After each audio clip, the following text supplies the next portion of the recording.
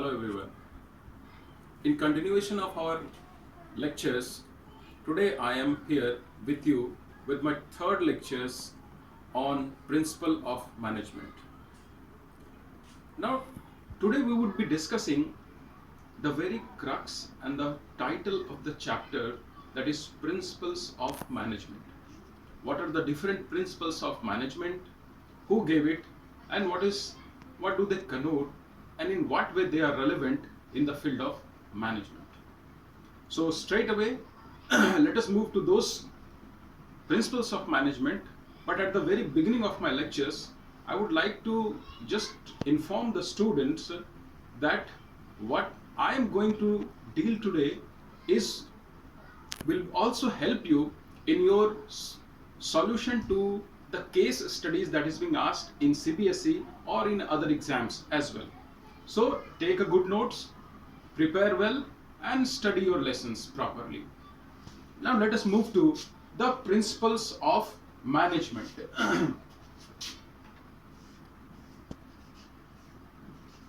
Principles of management.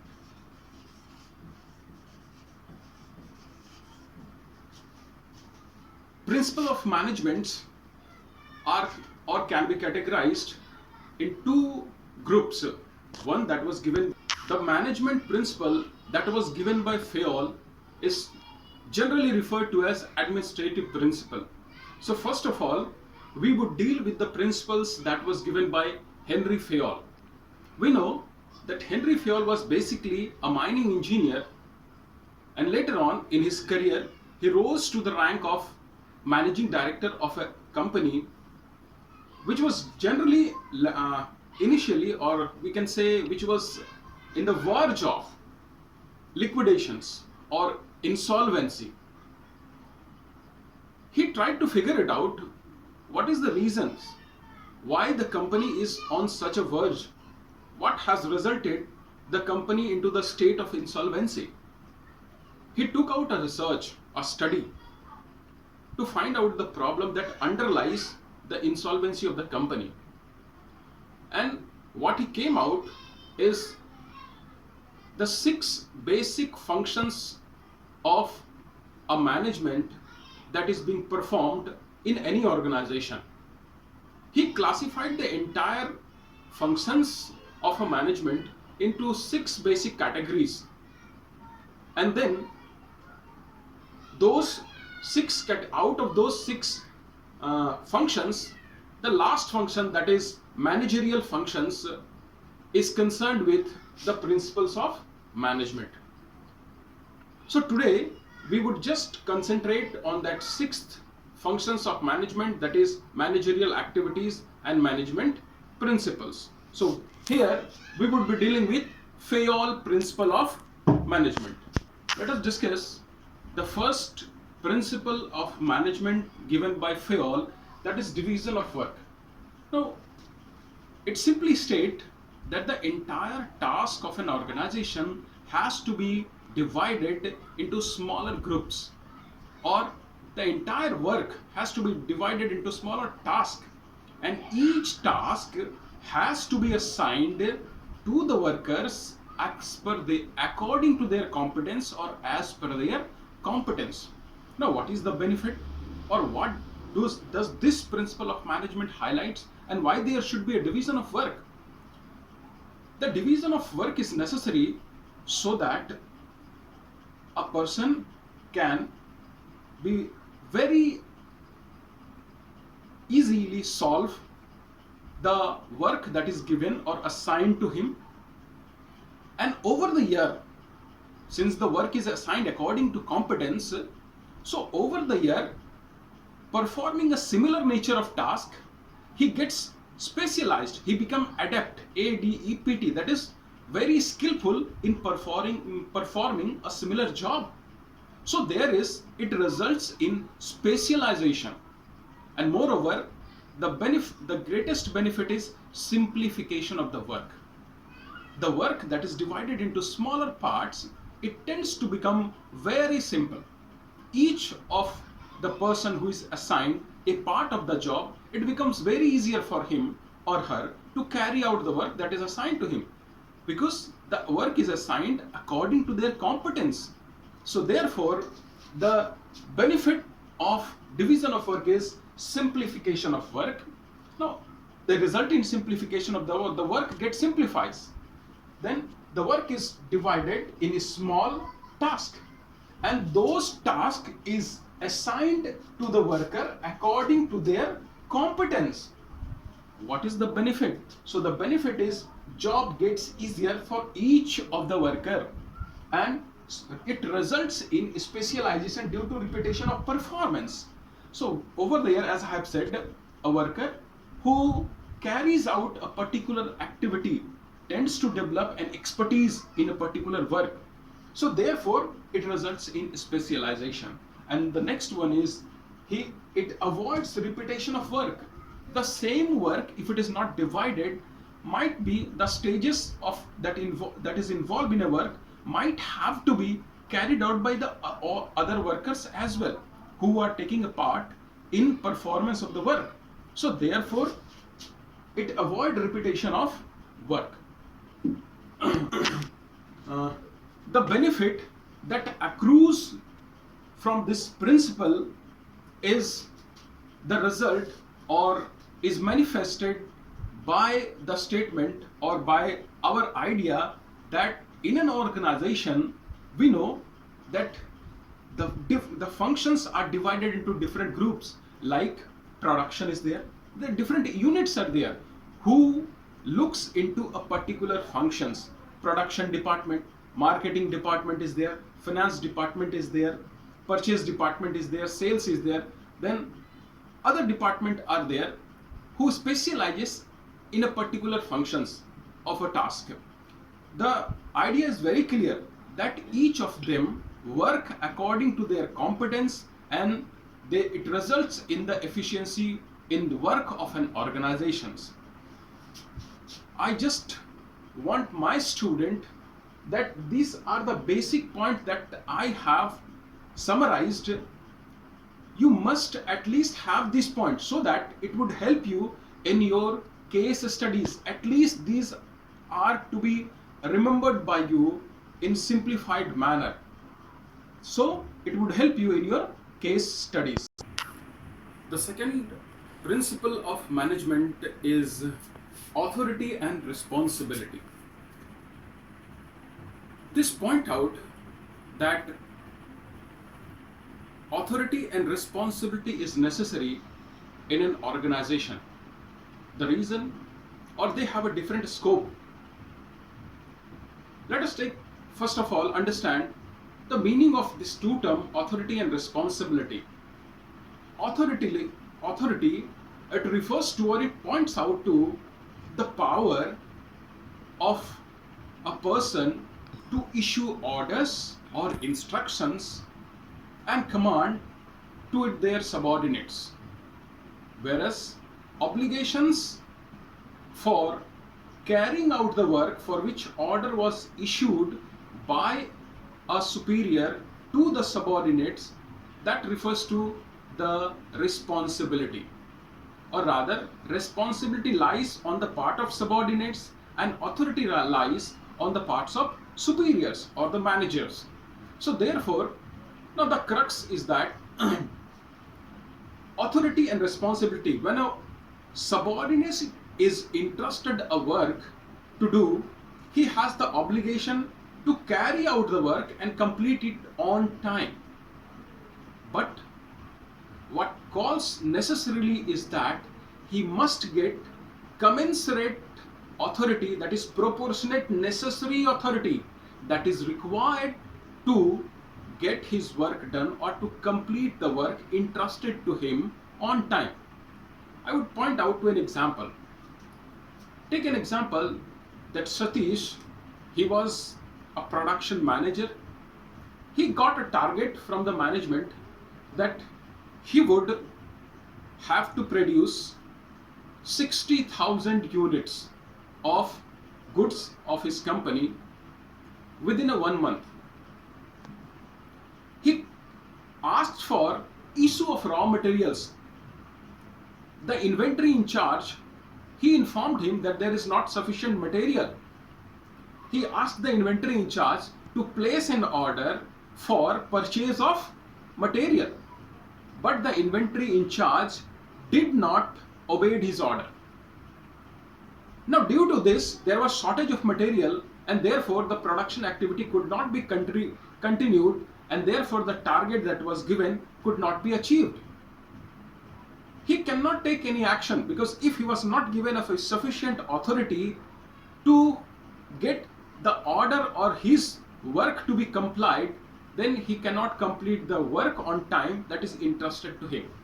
The work that is entrusted to him cannot be completed on time, and therefore commensurate authority is necessary for completion of the work on time. Now let us summarize over here. Authority is power to make decision and issue order, lies with the superiors. Responsibility is the obligation of a subordinate to complete assigned job on time. Assigned job on time. Now, these together point out that commensurate authority be given to subordinate to execute the work on time. Now, the responsibility, the onus of completion of the work that is entrusted to a subordinate lies on him. He would be answerable for it, for non-compliance and non-achievement of the work on time. And therefore, the required authority that is necessary for completion of the work on time must be given to him.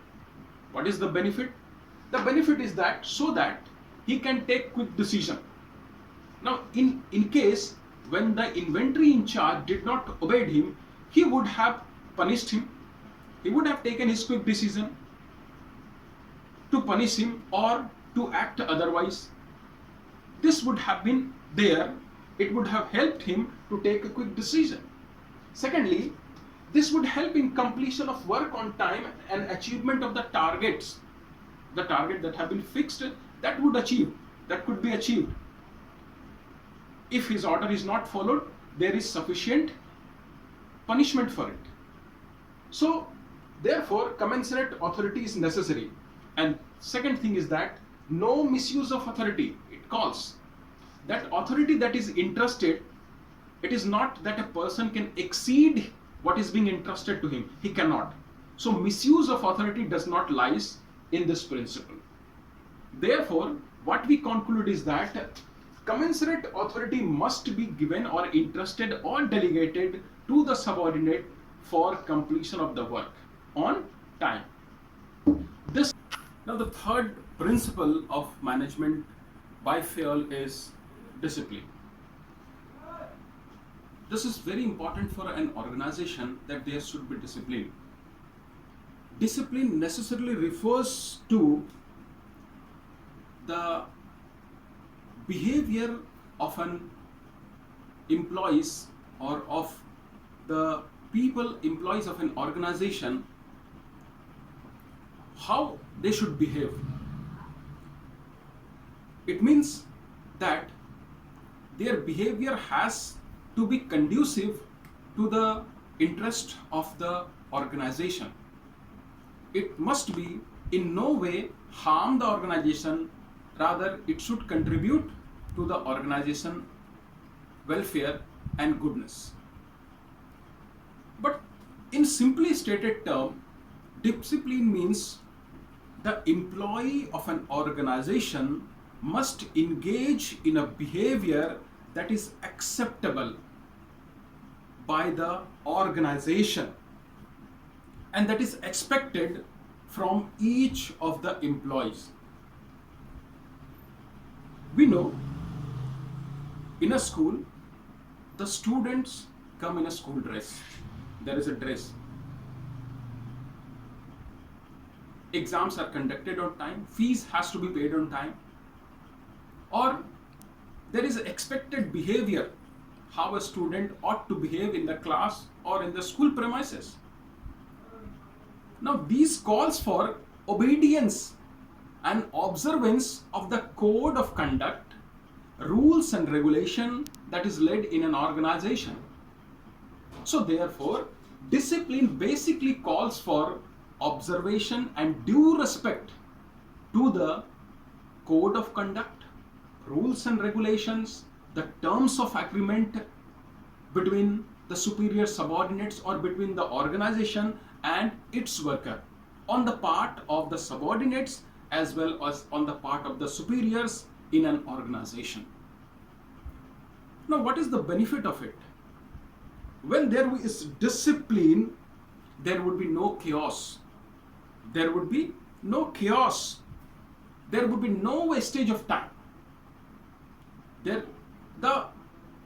sphere, the scope of activities, what each is expected to do would be clear.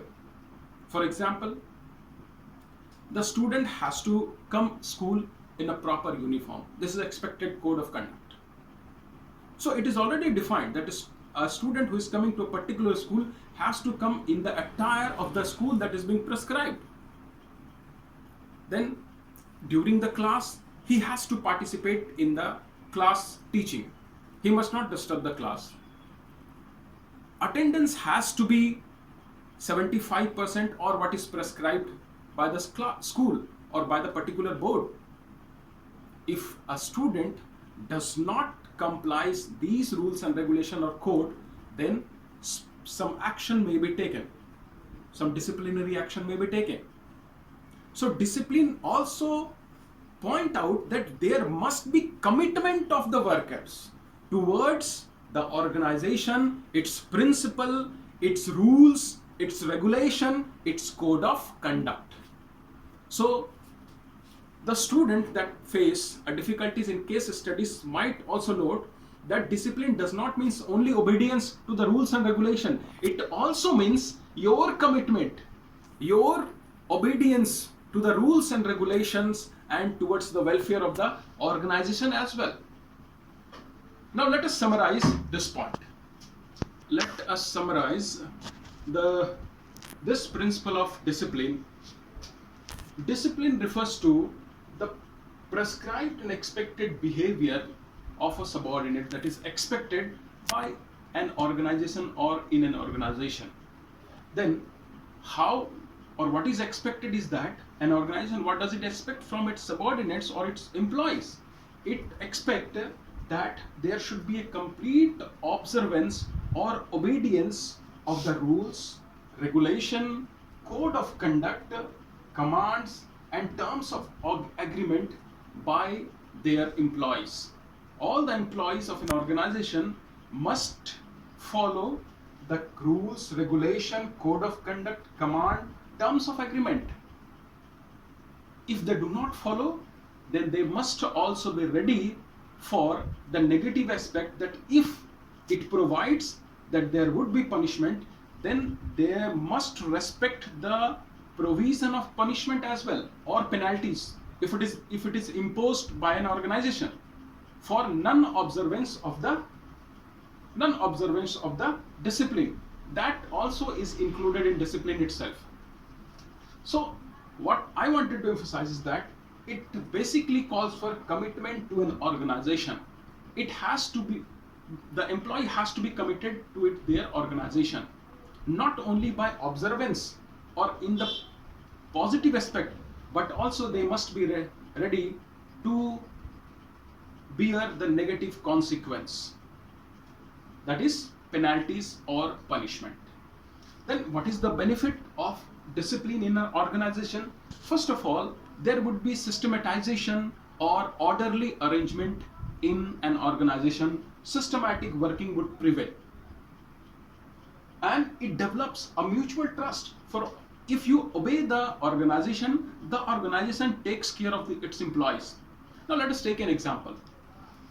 Suppose the employees of a big electronic giant company, they were promised that if they work overtime, then they would be given 1/4 of their salary for the work overtime that they work to complete the target. Some of the worker, they took it and they worked overtime. Now, if the company makes them a payment for the overtime, they respect their commitment, and similarly, the worker would feel that they have a trust, they would repose trust on the organization. So there would be mutual trust between the organization and its employees when discipline is followed. So develop mutual trust, and overall it improves the efficiency, timely completion of the work. There is mutual trust, systematic, orderly, no wastage of time, of material and everything. So it ultimately result in improvement of efficiency. Whereas in the negative consequence, if it is not followed, there would be chaos, there would be disorder in the organization.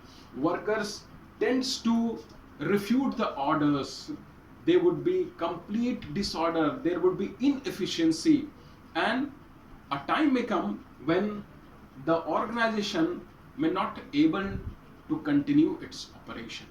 So discipline has provide that there should be observance of rules, regulation, code of conduct, command and terms of agreement by both the organization, the managers on one hand, as well as on the employees on other hand. Our next principle of management is unity of command. Unity of command refers to the point that an employee of an organization must receive orders and instruction from one superior only. If an employee receive order from two of the superiors, his integrity would be in question. He would be confused whose order has to be executed first, and it may result in ego clash, because the superior may tend or may force him that one's order has to be, one of the superior would say that no, you carry out my order first, the other would also say no, you carry out my order. So there would be an ego clash, and moreover he would not be sure what and how to work properly. So therefore unity of command is concerned with people, that is one employee, the people should receive order and instruction from one superior. This results him that he would be able to complete the work on time, and most of it there would be harmonious relations. If one respect the authority of other, then there would be no chaos. So there would be harmonious relation, there would be no ego clash. Now let us summarize this unity of command. So unity of command basically emphasize or point out that command or instruction by one superior should be given to the subordinate or to an employee. One employee, one superior. This avoids dual subordination, means a person would not be subordinated by two of the superiors, he would be a subordinate to one superior. That is avoiding dual subordination. Now the benefit is that he would be clear what order he is supposed to carry out or execute. So there would be clarity of instructions, and in case of communication it would be more speedier, because he would be communicating with one superior. He did not to take command from several bosses, he would have one superior. So it would result in speedier communication. And when one has a limited field of operation, it means I know each of the superior know what is the extent of their authority, so they would not encroach upon the authority of other superior. So there would be no ego clash, and harmonious relation would thrive in the organization. Now on the other hand, the demerit is that if it would be, or if an employee is subordinated by two superiors, it would result in dual subordination. An employee may escape his responsibility. We cannot hold him responsible for non-compliance of the work. because he was under dual subordination. So he escaped his responsibility. Second is that there won't be speedier communication, there would be chaos, and it result in ego clash. It would result in ego clash. The fifth principle of management is unity of direction. Now, direction points out towards something or some place. This necessarily point out that the effort of the employees of an organization, they must go in a particular direction. When we discuss it in a very elaborate manner, we conclude that the group of activities having a common objectives, they must have one single plan, and the plan must be headed by one boss, that is one superior. I would make myself clear. Take an example that the marketing manager is responsible for increasing the sales of the organization. He carries out sales promotion activities, like advertisement is there, sales promotion activities is there, and other method of sales promotions are there. So each of the person who are concerned with either advertisement department or with sales promotion department, their activities have one common objective, that is increasing the sales of the organization. And therefore the activities of sales promotion department and advertisement department, they has to be coordinated by the plan of marketing manager, and both this department has to be headed by one boss, that is marketing manager. So what it necessarily implies is that a group of activities having a common objective, it must have one plan and they must have one boss. The result, what we would get is that when there would be one plan and one boss, the necessarily benefit is that there would be unity of action. The activities of each of the groups, they would be coordinated and they would move towards achieving a common target. So there would be better coordination and there would be unity of action. Now let us compare these two terms, unity of action and unity of action, that is unity of direction and unity of command. In command, what we found that it is basically concerned with a human being, one man, one boss, one subordinate, one superior. Whereas in unity of direction, there is one plan for group of activities. This group of activities, there has to be one plan and common objective. So one plan, one head. Then the purpose of unity of command is that it prevent a dual subordination. This is the purpose. Unity of command aims at avoiding dual subordination, whereas now this is aimed at reducing or avoiding overlapping of activities. The activities that is performed by advertising department need not be performed by sales promotion department. So it is concerned with avoiding dual subordination, and it is concerned with overlapping of activities, avoiding overlapping of activities. And the result, what is over here, is that we have clarity of instruction and we can fix the responsibility over here. What is the instruction, what is the responsibility, and who is responsible for that. So here responsibility is to be fixed, it is clear.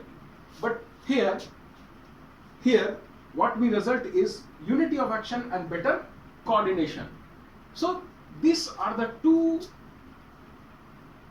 principles that have a very fine difference. We need not just mix these two into a single term.